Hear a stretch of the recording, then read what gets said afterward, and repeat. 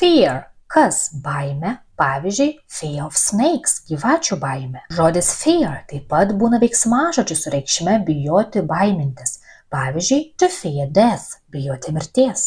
Kai kažkas mums kelia baimės pojūtį, vartojame būdvardį fearsome, baisus, bauginantis, kurį padarome pridėję prie kamieno fear priesagą some. Pavyzdžiui, a fearsome dinosaur, baisus dinozauras. Kai patys jaučiame baimę, galime aprašyti tokį jausmą būdvardžiu fearful, kuris reiškia bijantis, baikštus ir kurį padarome su priesagos full pagalba.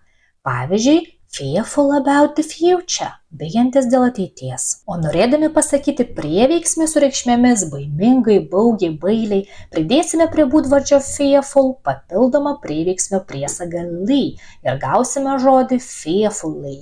Pavyzdžiui, she watched fearfully, ji baimingai stebėjo. Kai kažkas atvirkščiai yra be baimės, vartojame būdvardį su priesaga less, fearless, be baimės, neįbauginamas. Pavyzdžiui, a fearless warrior, be baimės karys. Iš būdvardžio fearless taip pat galime padaryti prieveiksmį fearlessly, kuri verčiame atitikmenėmis narsiai be baimės.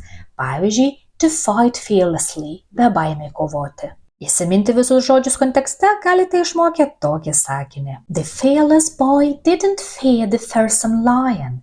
He smiled fearfully, hid his fear, wasn't fearful, and ran fearlessly. Like and follow for more.